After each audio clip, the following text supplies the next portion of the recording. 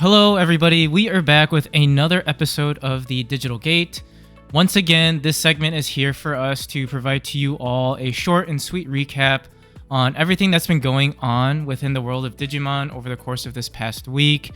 We are mainly a TCG focused channel, but the hope is that we can also spread into, news relating to the anime, any video game news that come out, collectibles, and sort of everything in between. Today, I am joined by a special guest, one of our own, our sugar daddy, Arby. How's it going there, Arbus? It's going good. Congrats again on the regionals results. That was crazy. Thank you. Proud to have one of the boys top an event finally. But thanks for coming. Thanks for joining me today. We are, speaking of regionals, we're going to start off with a quick recap on this past weekend's regional results that was hosted through CoreTCG. So shout out to them for running a pretty smooth event. And also shout out to the Colossal Titans in both Risu and Digipanda for providing, great and entertaining commentary throughout the entirety of the event, which is crazy, but it did run for 9 hours. So these guys were running it for just 9 hours straight. So kudos to them for doing that for us. It was a great event to play in, and there are a lot of different decks out on the field that really made it a fun and just very diverse tournament to play in. So I had a lot of fun. So if you're wondering on how I did and what Arby is referring to, feel free to check out the deck list profile that's in the video description down below. Kind of going over what deck I played, my tech choices, and eventually how my matchups were and what I ended up placing. But enough chit chat over here. Let's take a quick look at the top 16 breakdown. Sorry for the spoilers. So on the screen over here, we've got Eggman events. So another shout out to Eggman for compiling all this and providing us with this breakdown over here. Always great to look at what's actually doing well in events. And he does this consistently for a lot of these big tournaments. So even if it's not necessarily a regional per se, he'll do these for Ultimate Cups. He'll do these for box tournaments and other online events, not just within North America, but also within Europe as well. So I think it's really, really great information for us to kind of take a look at and learn, what the meta is shaping out to be like and whatnot. So any initial thoughts on your end, Arby? Just looking at this pie chart over here. Initial thoughts, it looks kind of like locals where Levia is just swarming the field. It's funny because I was actually talking to TJ about the event, and we were kind of predicting the type of deck lists. We were saying that there was going to be a lot of Levia. With SecCon taking Worlds, we thought there might be SecCon. I don't know if you saw it a lot in tournaments or if there was a lot of representation in tournaments, but these decks have very powerful option cards, and when that happens, there's one deck that likes to pop up and just beat them down and show them who's boss. And it did take the tournament. Red Hybrid ended up topping the event, and in part, Aldemon security options don't proc. That just Chad Aldemon face right there. That Giga Swing took out all their security, evolve into Omni, and then swing again. Classic. And I think, like you said too, I think Jarrell mentioned it sort of on our deck profile video that, in the judge chat itself, Leviamon was really, really heavily represented, which, like you said, makes a lot of sense, right? I would even argue that this is probably the top tier deck, if not one of the top 2 decks in the format. So it's, I think, pretty standard to see it being heavily represented in a regional, hence why there's a lot of it just represented in top 16 as well. We see either Levia or Numemon sort of taking off half of that top 16, and we see a lot of it clumped into that top 4 through 8 seeding spots, right? But everywhere else, I think, is really, really strong. I think there's just a ton of variety. Like you said, Red Hybrid took it. And you've got sort of almost every deck under the sun, which I think is goes to show that, one, the health of the game is really, really good right now. Two, I think the restriction in the ban list, which, this was the first major tournament that sort of had this into effect. I think it just goes to show how well, the game developers planned around it to make it into a more healthy meta. Because I think arguably without the restriction list into play, I mean, you're probably looking at a pie chart of like 70% Apocly, maybe like 20% Nume, and like 10% everything else, Yeah, it's a lot healthier than it would have been if it was Apocly. Yeah. And I think, another thing too to point out is that, with Digi, I feel like we're probably one of the healthier card games that Bandai has in terms of just overall meta spread. Like, if you look at like One Piece and their pie charts, like me personally as a One Piece player, like it's insane. Like I can't stand it. Yeah, I saw for One Piece that a lot of the representation was like, what was it, 70% Sakazuki stopping events, and it's some crazy number like that, which just, it blows my mind that a tier 0 deck existed like that for so long without them taking action. And I think it's a common theme too. We won't get too distracted with One Piece, but like it's just a very common theme that's like Sakazuki, Zoro was top tier for like months on end. Whitebeard was top tier for months on end. So like it's very refreshing as like a Digimon player to see that our meta is like, if you know a deck well enough and you are comfortable with a deck, you can pretty much show up and be like, let's give it a go. Let's see what we got. Because I mean, if you look at the spread here, right? Like we've got, Matt Vang topping, which I mean, he's just a really good player in general. So, kudos and shout out to him. Like second place, we had a Millith deck, like insane. Crazy. Like we haven't seen Millith in a long time, and to see it top a regionals is great. Yeah. Yeah. Even you, like with Gammon, I think a lot of people weren't expecting Mirage Gal to top an event, just because it kind of did get hit with the Buka nerfs. But that was also another thing we were talking about, is like people probably didn't expect you to run the jamming beta, because the meta does revolve around, especially with Levia, like big bodies. Yeah. Big bodies, and having removal using those big bodies. So people don't expect the jamming. The jamming, it does its work, and it does it well. You can swing with lower end if you need to, and like it's always crazy. I mean, I think jamming and also just speed in general, right? I think a very common theme in a lot of these decks that we see here in this spread, like Red Hybrid, obviously, War Grey can be very fast, very quick once they get going. Same thing with Fenry. They can just hit you real fast, real hard. The Marcus Hybrid list is very interesting. So for those of you who haven't checked it out yet, feel free to check that one out. That's a very, very spicy one. But again, themed around like very fast-paced decks that go very aggressively and like quick tempo. So I think that's a very common theme in this mantra. And if your deck can do that, you pretty much have a chance, and I think we saw that with this regionals for sure. Now, speaking of regionals, there is one coming up at the end of the month in Texas, which Jarrell's going to be playing in, which is going to be exciting to see more news come out of that one. We also have one the first week of April, which will be online. So stay tuned into the results of those regionals as they come out. We're going to be doing a very similar video to this one where we kind of break down the top 16 list, maybe go over a couple of decks that did well and, see what they were doing.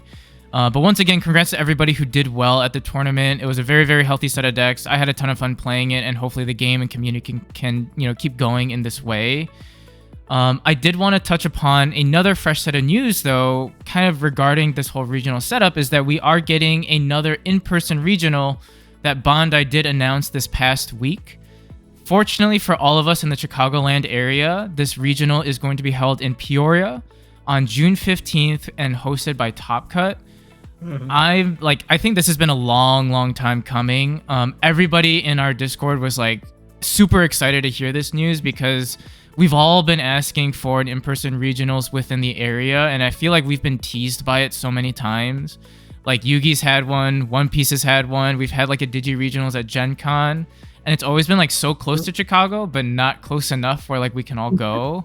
So like I know we're all super excited to have this happen. What do you think, Arby? Yeah, it's wild that Chicago, one of the largest cities in America, doesn't have that many card game regionals. I don't know if it's a pain in the butt to host in the city of Chicago or anything, but yeah, I'm sure all the folks at like Sully's and Dean's are looking forward to finally attending something. Yeah, Not no, having 100%. 4 or 5 hours just to attend something.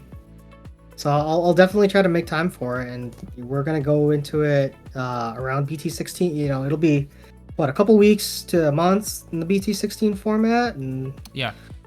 hopefully practicing with the decks and like Getting used to getting my face punched in by Magna X and Rapid X. I don't really know. Oh my god, I don't really know what's gonna. It'll be interesting because our meta usually we see what happens in the Japanese meta and then kind of adapt to it.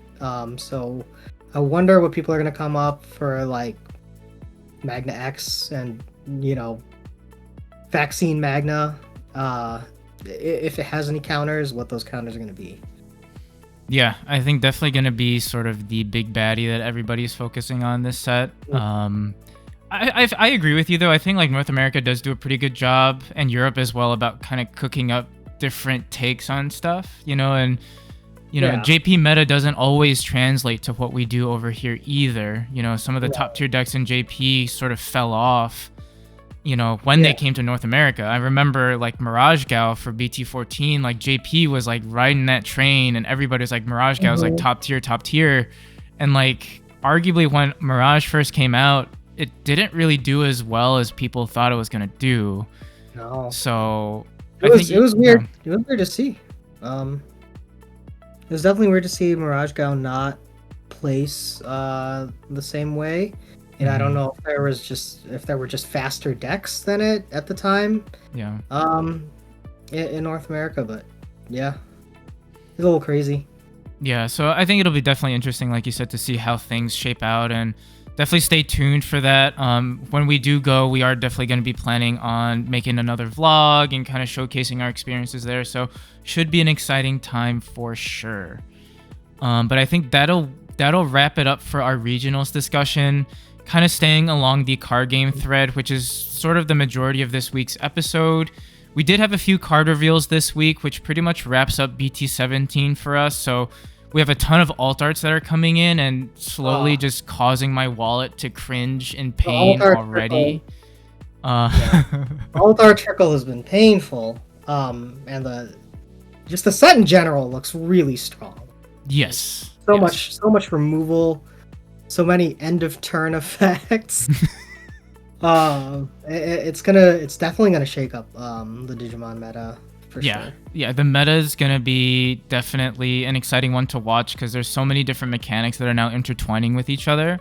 That, you know, now we're also getting a lot more like boss monster aces. So I think the interaction that we're going to be seeing from like all levels of gameplay, even from like level 4s, level 5s, level 6s, is going to be crazy.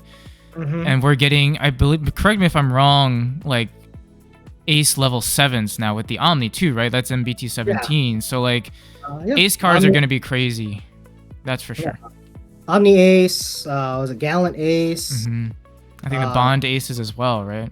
The Bond aces, having ace cards, I'm excited for it because I do like interaction in card games, but also I am terrified. I'm so fucking scared to swing at all levels now.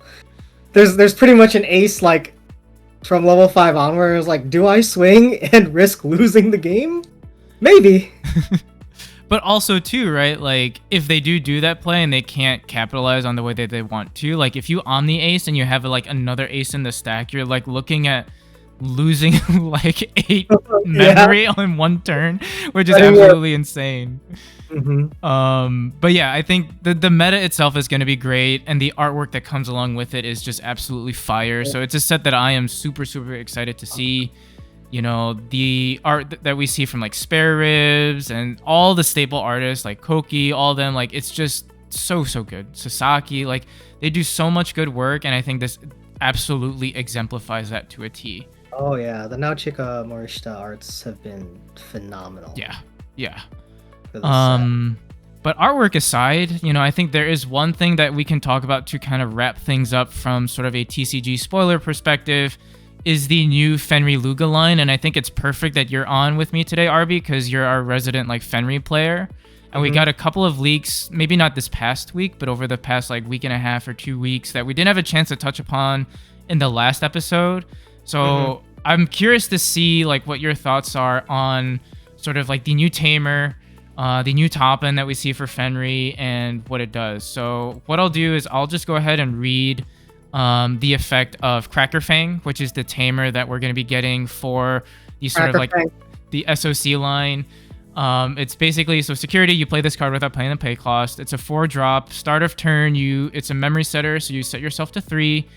Main phase, you mind link with one of your Digimon with the Dark Animal or SOC trait. And it's inheritable. Basically, all turns while this Digimon has the Dark Animal or SOC trait, it gains Alliance and Blocker. And end of all turns, you can play an Eiji Nagasumi from this Digimon's Digivolution cards without paying the play cost. Thoughts on that? So having another AG is huge. The deck really, really likes seeing this Tamer, or the Tamer named AG, which is also, the rule on Cracker Fang is treat this card as named AG. Yeah. It's really going to help with a lot of consistency. In part to, one, just adding another Tamer of that name, and then having it also be a memory setter. Fenry as a deck kind of lacks a memory setter option, and while the old AG was good, sometimes your opponent would just choke you to 1, not have a Digimon in play, and then you're like, well, now I can't kill them. Yeah. But with this, going to 3, oftentimes with the deck, you're just able to go from that 3 memory threshold straight into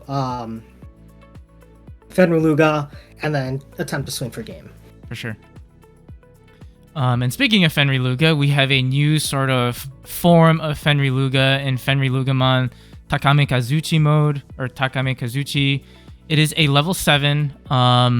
Basically, that says you can DNA Digivolve from a Fenrilooga and a Kazuchimon for a cost of 0. In trash, when one of your level 6 Digimon with Pulsemon in its text is played, 2 of your Digimon may DNA Digivolve into this card in your trash.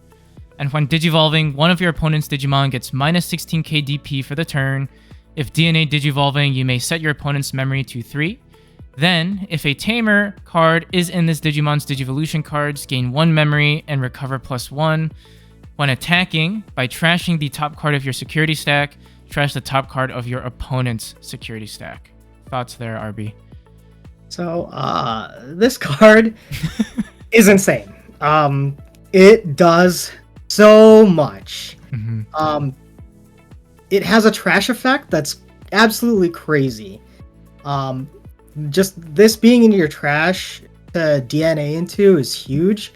And then when it does, like the on Digivolve effect is minus 16k DP. That's amazing removal. There's pretty much nothing on your turn that lives through that outside of something with massive buffs. Right. And on top of that, that's not even the end. You gain a memory and recover when you DNA.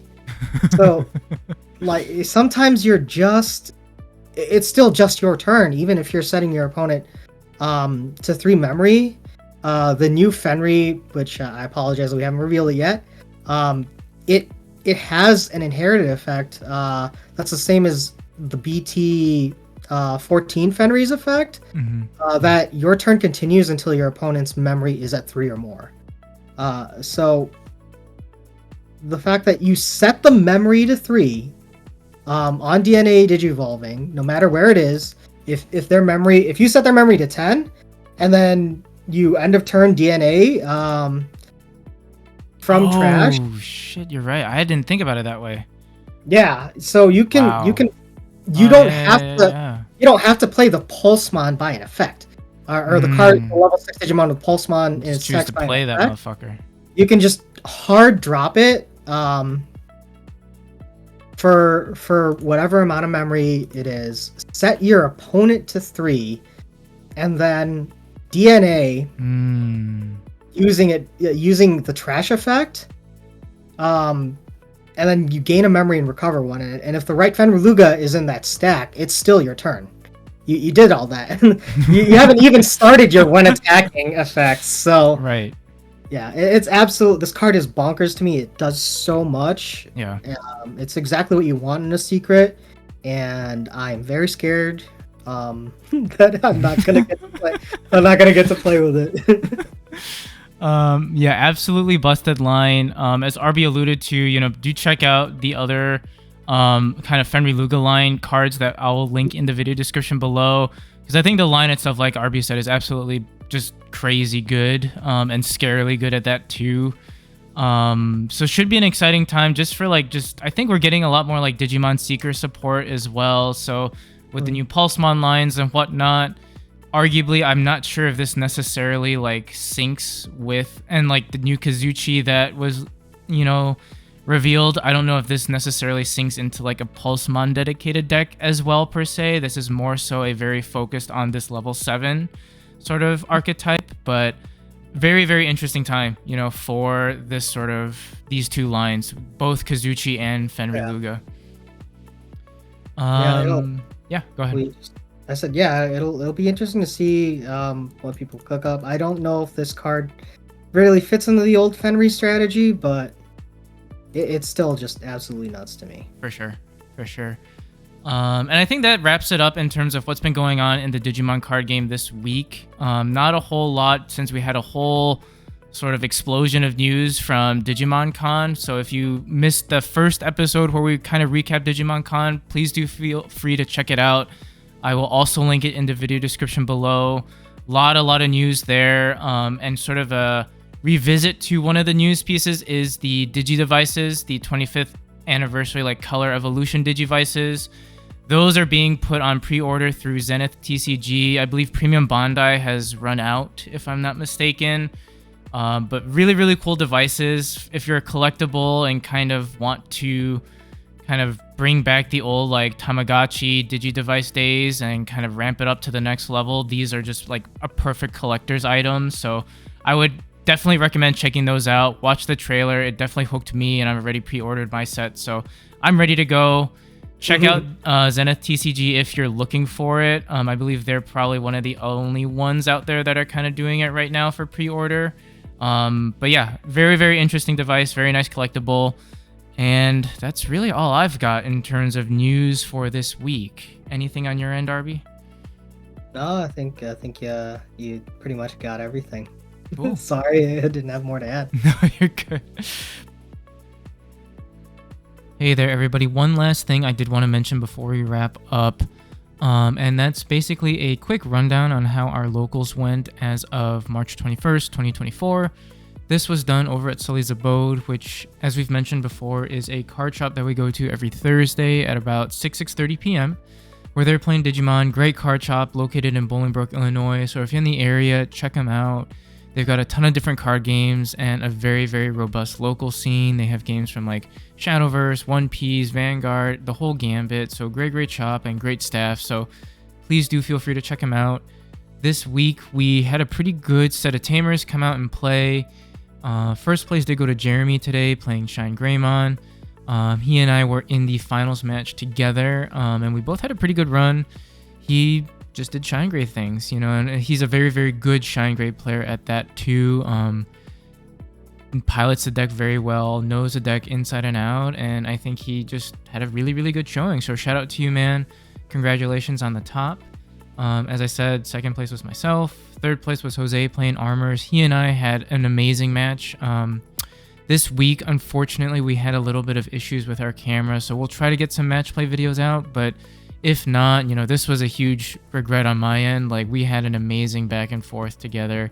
So shout out to you, man, Jose. Always great playing with you. And thank you again for the great games that we had this week. And 4th place was Oscar playing Heavy Leomon, who's also been cooking with this deck too. So we've got a great set of players just, I think, on the weekly, pushing each other to get better. So really thankful for everybody in the community. And that was the Locals recap. But yeah, thank you all for tuning in. Thank you, Arby, for joining us today. Great to have you as always. As I said before, this series hopefully is a nice sort of quick recap for you guys on what's been going on in the world of Digimon every week.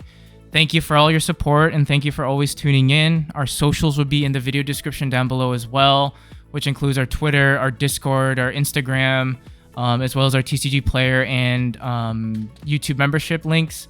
So love to interact with you guys. That's one way for us to kind of keep growing the community and get to know every one of you. So please feel free to check it out. If you haven't liked and subscribed yet, please hit that subscribe button. We'd love to keep having you on our journey together. And that being said, we will catch ya on that flippy flip. Bye-bye. Bye.